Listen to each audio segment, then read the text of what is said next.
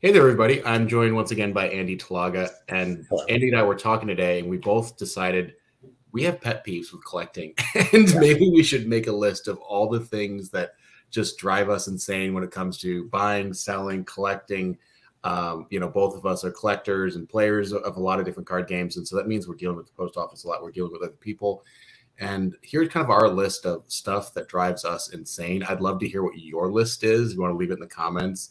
I think we're going to capture probably a lot of it, but if there's specific things. So I'm going to start off the list with something a little out there, but it drives me insane when people mummify their packages, right? Where it's just like a card is like taped over the top loader, and that's like taped. Like, I have to unpackage this at the end of the day. And sometimes I feel like I'm almost going to like tear the top loader or whatever, trying to get the card out or trying to like utilize this card. So tape is both your friend and your enemy, like using too much or, using painter's tape is a better thing, that little blue tape. So that's just a really easy suggestion, guys. Like, don't mummify your cards before sending them. I promise you that the other side is not going to be super happy about it. So Yeah, what's your there's first? there's definitely ways to like protect your package without Yes. like going crazy. Um, yeah, I think mine are more related to like actually like posting a sale and how things get sold and like the negotiation part of it. And I guess my first one is, you know, do your research when it comes to trying to sell something. You know, I get it if it's somebody who's coming out of left field because they found something in a storage unit and they just have no clue. But even then, like everybody has access to eBay. If you have access to an online selling platform, you have access to eBay. Yep. You can look at eBay sold, just do some homework, do some research, figure out what you have a little bit and kind of a ballpark price of what you think you should be getting. Because just posting up something that's like, hey, I have all these cards, make me an offer is like, no, I'm just scrolling past that.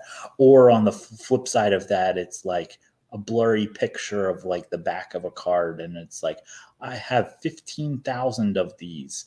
I would like $9,500. I Okay. mean, this is a good segue into my next one. So I think presentation is key, right? Mhm. Everybody at this point has a smartphone that has a camera on it that's probably better than any digital camera you ever owned, right? So you can take a picture pretty easily and upload it. Like there's no barrier anymore.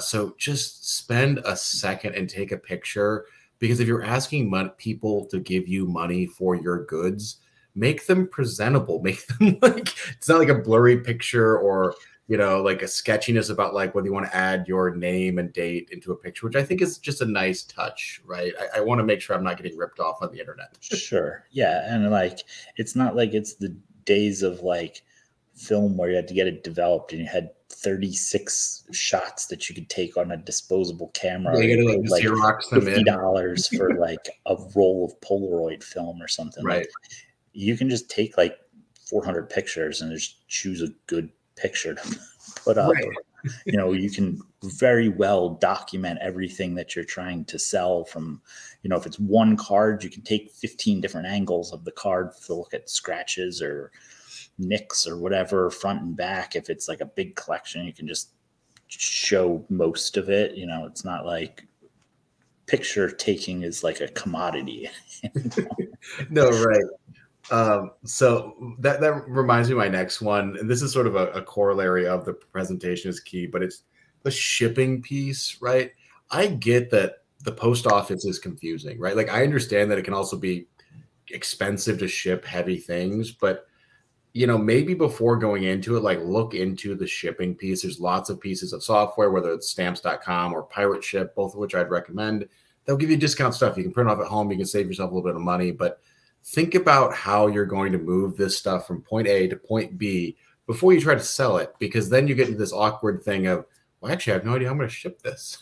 And I think that's going to save the buyer and seller, or, whatever the situation is, a lot of trouble. I mean, I was telling Andy before this that I literally had someone ship me some box of cards in a used pizza box, and I was like, I don't know if I should complain about this. Like, I think this is gross. I can see the grease stain. They did put like bubble wrap over the grease stain, but I'm like, just think about it a little bit before you're, shipping something. Save some old Amazon boxes or something. Sure. Yeah, I think going with shipping, a couple of points that I think about. Have an idea of how much stuff costs to ship. Yes. Right? Like the post office continues to raise rates like crazy. Sometimes especially international stuff. Especially international stuff. Or we'll say for our like 4 people that watch outside of the US. You guys get a shout out. Outside of US shipping if you're mailing from the US to another country. But like have an idea of how much stuff costs to ship. Sometimes it's cheaper to send it like FedEx Ground or UPS, and with that, like, don't be surprised if you're like, if you want to be generous and cover the shipping cost, and then suddenly the shipping cost is like $15 or $25 or something because you send it in a flat rate box. It's like, okay, well, you need to be upfront with yourself about the cost of shipping and kind of understand that. And then with that, like, also understand when you're making a post about selling something, like, who is going to cover the cost of shipping? Is it going to be you? Is it going to be your buyer?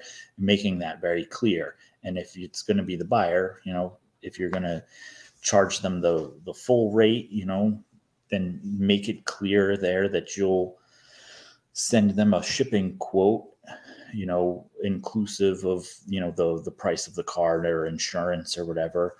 Also, things like PayPal fees, be upfront about that. Who's going to cover that? Are you going to eat the fee, or are you going to make them pay the extra 3%? Or, how is that going to work? Are you going to split it? Is it somebody that you've dealt with like a lot and you're going to send them friends and family? Is it somebody you've never dealt with? And then on top of that, touching back onto international stuff, like, especially when you mail things to Europe, if you declare a full value, right, because you want to send something insured because it's, $1,000 and you're going to insure it for $1,000, you have to claim $1,000. So they're going to get hit with a VAT, which is value added tax. And, they may have to pay upwards of, sometimes a couple $100 just to get it out of the post office. So like, especially when you're dealing with Europe, you want to make sure that all of that stuff is spelled out beforehand, because, even from personal experience back in my novice days of selling, it's like you mail something to Europe and I claimed something was like way back in the day, like 20 years ago, I sold a set of unlimited Power 9 from Magic to somebody in like Belgium. And the set was like $6,000 at the time. Obviously, that's a laughable amount of money at this point for a Power 9 set. But I declared full $6,000 with insurance on it because I didn't want to get it lost. And they were going to get hit with like a $900 VAT tax or something. And they returned it to me, but it got returned without tracking because they didn't cover tracking, and it was sent surface mail on a boat, and it showed up 7 months later. So that's a horrifying story. That kind of stuff you want to make sure is crystal clear before you finalize any type of deal: shipping, PayPal fees, international fees, etc. Yeah, and I think that kind of brings me into this sort of macro point that I'd like to make is just communication, right? Just communicate this stuff. I mean, I find people complaining about PayPal fees to be very tedious, because if you were ever a small business, anytime someone uses a credit card, Visa's taking 2%. Like, it's a very normal part of transacting, right? Sure. It's just a thing that happens.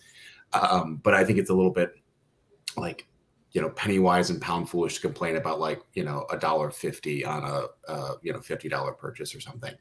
Yeah. But I think just that communication is so key, and you're exchanging goods and money, try to be, not asymmetrical with information. This goes back to your point about posting a price.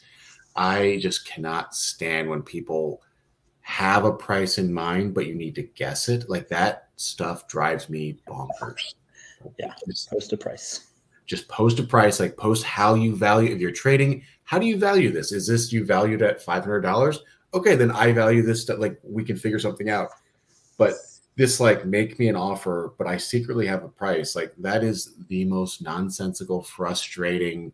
Like I don't deal with it anymore. It's a waste of time. So, Right. anyways, end of my rant. Any kind of closing thoughts here, Andy?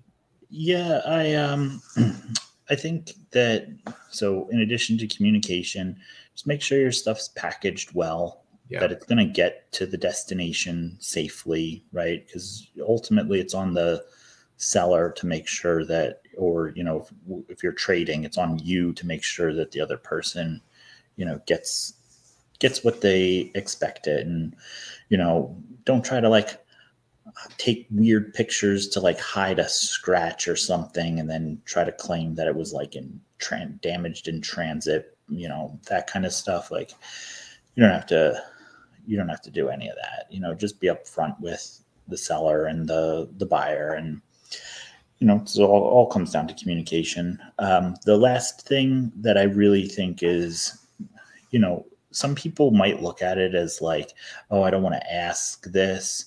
But if you're doing a bigger deal or you're doing a deal with somebody you don't know, it's quite okay to ask them for references. Yes. You know? And, you know, if they can provide you with a few solid references, maybe somebody who like, you know, like if I was dealing with somebody and they said, yo, I did a deal with Matt, right? Like I would know that, you know, that deal probably went well and I could trust that, you know, Matt would give them a good reference if everything went well. And, you know, there's no shame in asking for a reference. You know, you worked out this deal. They're really nice. They were kind. They communicated. They were upfront about everything. It was like, you know, I'm still just going to be sending several hundred or $1,000 or $10 or whatever into, you know, the void and hoping that something comes back on the other end. So, you know, have and then vice versa, have a few people in mind that when somebody does ask you for references that you can be like, oh, you know, message Matt and Andy. They both did deals with me recently that went really well, right? And as somebody who's been a reference for people and I've gotten pinged about it, I'm happy to do it because at the end of the day, like I do this stuff because it is fun and I like to see other people doing this stuff and I like to see the community growing. All of that is fun for me. And I have no problem if someone pings me saying, hey, did you deal with Andy? Was it okay? I said, yep, it was fine. You know, thanks for reaching out. Not a problem. You know, it takes 25 seconds. Yeah, exactly. So, you know, in closing, do your research, ship stuff well, be honest with each other, and just don't mummify your stuff when you send it with tape. I spent so much time like carefully picking off tape from like, am I going to break this top loader open and ruin the card? Right. Yeah, that's the worst. I'd love to hear your sort of pet peeves or, you know, things that drive you crazy in the comments. Like, subscribe, all that good stuff. We have some fun videos coming up, so stay tuned. All right. Have a good